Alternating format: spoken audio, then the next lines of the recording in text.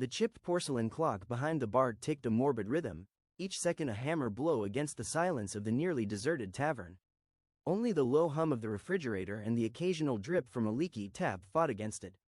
It was 2 a.m., last call, and I was bone tired. My shift had been unusually slow, the usual Friday night crowd thinning out faster than a spilled shot of whiskey. Except for him, he sat alone in the shadowed corner booth, a silhouette against the stained glass window depicting a surprisingly cheerful cherub. He'd been there since I opened, nursing a glass of what looked suspiciously like water. I'd seen a lot of regulars in my 7 years slinging drinks at the Crooked Mug, but this one was different. There was an aura about him, a weight to the air itself, that made the hair on the back of my neck prickle. He never spoke, never even looked up. Just sat there, perfectly still, his presence a heavy blanket draped across the room. I approached him, the worn wooden floorboards creaking a protest under my feet. "Last call, sir," I said, my voice a little too high-pitched. Even my own voice sounded strange in the oppressive quiet. He didn't react, not even a twitch. I leaned closer, the scent of old leather and something else, something ancient and unsettling, filling my nostrils. I peered down at his glass, empty. "Anything else I can get for you?" I asked again, my hand hovering over the empty bottle of rye. He finally moved, a slow, deliberate rise from the booth. He was tall, impossibly tall, his form obscured by the shadows. When he turned, I gasped. His face was a study in contradictions. Features perfectly sculpted, almost beautiful, yet marred by a chilling emptiness. His eyes, they weren't eyes, exactly. More like burning coals, devoid of light, yet somehow radiating immense power. He didn't speak, but instead, he offered me a small, intricately carved box.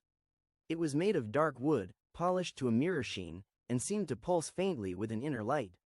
I hesitantly reached out, my fingers brushing against the cool smoothness of the wood.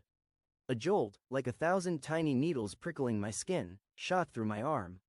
He gestured towards the box with a skeletal hand, the gesture somehow both commanding and pleading. I felt a compulsion, a terrifying urge to open it. I knew, with a certainty that chilled me to the bone, that I shouldn't. But the pull was too strong. My fingers trembled as I lifted the lid. Inside, nestled on a bed of faded crimson velvet, lay a single, perfectly formed human heart. It pulsed with a slow, steady rhythm that mirrored the pounding in my own chest. It was unbelievably beautiful, a masterpiece of nature, yet utterly terrifying in its perfection. The air around it crackled with an almost visible energy. A low chuckle, devoid of humor, emanated from the figure. It was a sound that seemed to scrape against the very fabric of reality. "A payment," he rasped, his voice a dry whisper that somehow filled the entire tavern.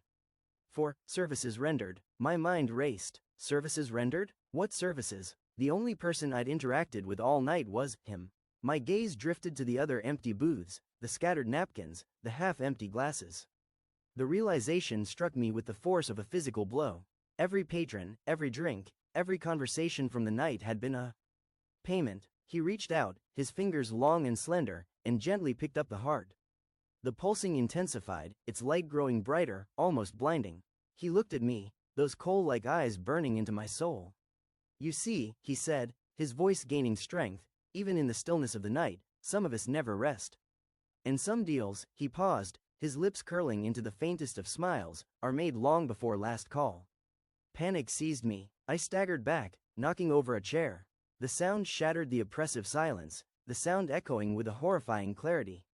He didn't react to my outburst of fear, only continuing to gaze upon the heart in the palm of his hand. The heart, an organ I was acutely aware was beating in my own chest, now pulsed a faint, mirroring rhythm in terrifying synchronicity with the one in his hand. My vision started to blur, my breathing constricting with fear. Then, the light from the heart intensified. Everything around me went white, and then, nothing. The next morning, I woke up behind the bar at the Crooked Mug. The tavern was silent, the only sound the hum of the refrigerator and the persistent drip from the leaky tap. The clock showed 7 a.m. The sun streamed through the stained glass window, illuminating the cheerful cherub. It was a perfectly normal Saturday morning. Except there was no memory of last night, only a persistent, cold dread gnawing at the edges of my mind, and a faint, lingering warmth in my chest. The warmth of an empty space. A gaping hole where my heart used to reside.